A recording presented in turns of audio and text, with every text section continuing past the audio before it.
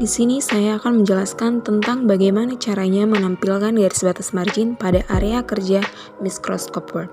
Nah, di sini saya juga menggunakan Microsoft Word versi 2010. Nah, teman-teman bisa lihat di sini belum ada garis batas marginnya. Nah, mari kita coba tampilkan. Pertama, klik File, kemudian scroll ke bawah akan ada pilihan Option, klik Option. Di kotak dialog akan muncul, pilih kategori Advance, lalu scroll ke bawah hingga menemukan bagian Show Documents Content. Beri centang pada kotak Show Text Boundaries seperti yang saya praktikkan. Setelah itu klik OK dan beginilah tampilan garis batas margin pada lembar kerja Microsoft Word. Oke, selanjutnya dapat teman-teman lihat di bagian rule atau bagian atas yang saya tunjuk itu adalah merupakan ukuran satuan di mana pada bagian itu masih berukuran inci. Nah, di sini teman-teman bisa lihat semuanya masih berukuran inci dan sekarang saya akan memberitahu bagaimana caranya satuan inci dapat kita ubah menjadi sentimeter. Pertama, klik File, kemudian pilih Option. Kemudian pada kotak dialog akan muncul pilih kategori Advance.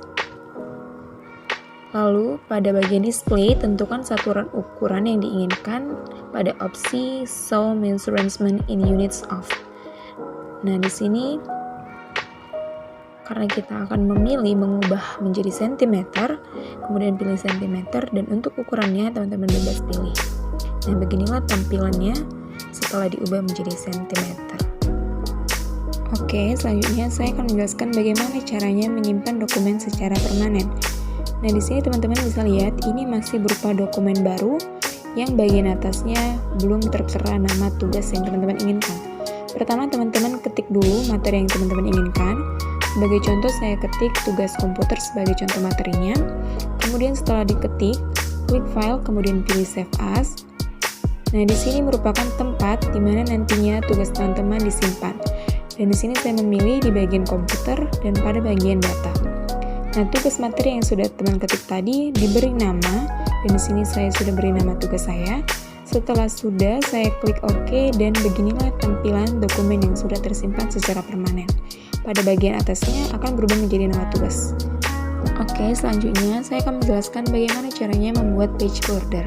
Di sini seperti yang teman-teman bisa lihat banyak sekali pilihan untuk bordernya, dan di sini saya memilih untuk pada bagian bawah yaitu border dan shading. Pada bagian border banyak sekali pilihan garis yang teman-teman bisa lihat.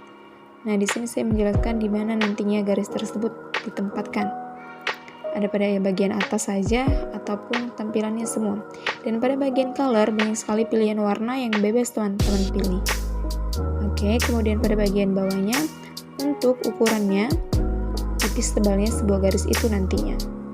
Nah, seperti ini untuk tipisnya dan bebas teman-teman pilih tebal tipisnya. Oke, pada bagian border, page border maksud saya, itu sama seperti bagian border.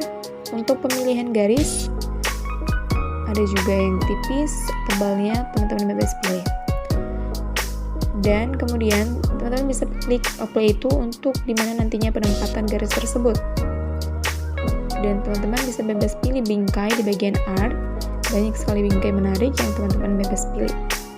Setelah teman-teman sudah pilih, teman-teman bisa klik apply itu untuk penempatan bingkai tersebut. Dan di sini saya memilih untuk di bagian pertama saja. Oke, di option teman-teman bisa pilih juga. Tadi saya sudah memilih teks dan untuk bagian teks harus berukuran 0. Setelah itu klik OK dan seperti inilah tampilan page border yang sudah saya buat. Oke, di sini saya juga ingin menjelaskan bahwa ada cara lain untuk membuat page border selain dari cara yang saya sebutkan sebelumnya, yaitu dengan cara klik Pack Layout, kemudian pilih Pack Border, dan beginilah tampilannya. Pada bagian Art, yaitu untuk pada bagian bingkai. Setelah bingkainya sudah dipilih, klik Option, kemudian klik Text untuk bagian penempatannya, dan klik OK jika sudah. Dan beginilah tampilan page bordernya. Di sini saya menjelaskan bahwa pembuatan page border dapat dilakukan dengan dua cara, baik cara ini maupun sebelumnya. Oke, lanjut untuk membuat new folder, teman-teman bisa klik pada bagian bawah yaitu icon File Explorer. kemudian klik data, dan kemudian teman-teman bisa klik kanan hingga muncul tampilan seperti ini, yaitu new. Nah, kemudian setelah itu klik folder pada bagian atas. Nah, maka tampilan di foldernya sudah muncul, dan teman-teman dapat ketik di sini nama tugas teman-teman yang akan teman-teman buat. Di sini saya beri contoh, yaitu tugas komputer sebagai judulnya. Dan setelah sudah, klik enter atau klik OK. Nah, setelah itu folder teman-teman sudah tersimpan.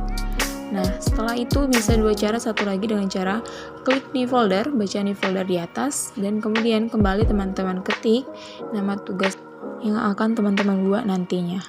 Sebagai contoh ini, saya buat judulnya tugas komputer. Nah, setelah selesai, teman-teman bisa kembali ketik lagi atau klik enter, maka folder teman-teman sudah tersimpan.